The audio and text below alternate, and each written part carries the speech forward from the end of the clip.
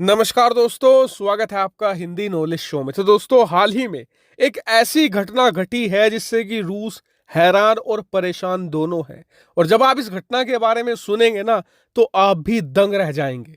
दरअसल हुआ कुछ ऐसे कि अब से एक हफ्ता पहले अचानक रूस पहुंचा चीन के पास और कहा कि हमें तत्काल तौर पर कुछ खास मदद की जरूरत है और ये मदद आप हमें तुरंत दे दीजिए, वरना हम बहुत बड़ी मुसीबत में फंस जाएंगे। और रूस को लग भी रहा था कि ये मदद तो चीन प्रोवाइड करा ही देगा, इसमें कोई दिक्कत नहीं आने वाली।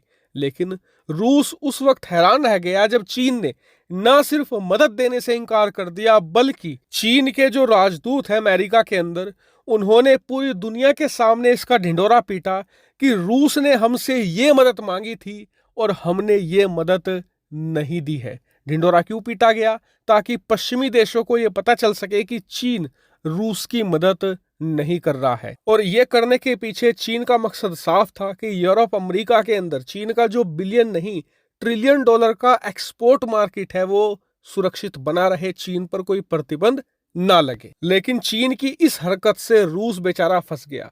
लेकिन मरता क्या ना करता, रूस चीन के बाद भारत की शरण में आया और कहा कि जी प्लीज आप हमारी ये मदद जरूर कर दीजिए। और मदद क्या मांगी? उन्होंने मदद मांगी कि जो मेडिकल इक्विपमेंट है और जो मेडिकल डिवाइस है, इसकी हमारे देश में भारी कमी पड़ गई है और लोगों की जानें भी जा रही है हॉस्पिटल्स में। ऐसे में आप ये हमें तुरंत प्रोवाइड करा दीजिए। और बताया जा रहा है कि भारत रूस की इस मांग पर रिस्पॉन्ड कर रहा है और बहुत ही जल्द रूस को ये चीजें प्रोवाइड कराई भी जाएंगी। और देखिए, भारत की इस मदद से न सिर्फ रूसी जनता की जान बचेगी, बल्कि भारत को भयंकर फायदा होगा। कितना भयंकर? 10 गुना तक।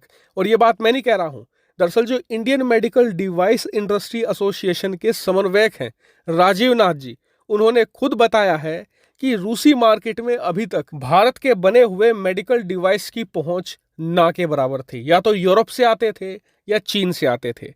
लेकिन रूस यूक्रेन युद्ध के बाद वहां सप्लाई बंद हो गई है।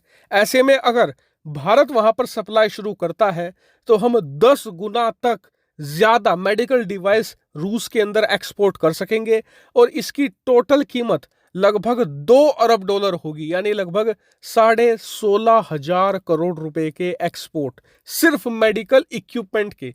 मैंने इसमें दवाइयां या दूसरी जो मेडिकल चीजें हैं वो नहीं जोड़ी है। यानी कि आप एक तरीके से कह सकते हैं कि रूस की मदद करके एक तो हम रूस पर एहसान चढ़ाएंगे कि हमने आपकी मदद करी थी संकट के समय में, दूसरा मुनाफा होगा, हमारा एक और एक्सपोर्ट मार्केट नया खुलेगा जिससे कि भारत में रोजगार भी पैदा होगा। और इसके अलावा चीन और रूस के बीच में एक रिफ्ट भी पैदा होगा कि चीन ने संकट की घड़ी में रूस की बड़ी मदद करने से मना कर दिया था और भारत ने आगे बढ़कर मदद की थी। यानी कि भारत के दोनों हाथों में लड्डू है और सर कढ़ाई में है। हालांकि कई लोगों का सवाल अब भी ये होगा कि क्या इससे भारत पर यूरोपियन देश या अमेरिका गुस्सा होकर प्रतिबंध तो नहीं लगाएंगे जो भारत की मेडिकल इक्विपमेंट बनाने वाली कंपनियां हैं उन पर?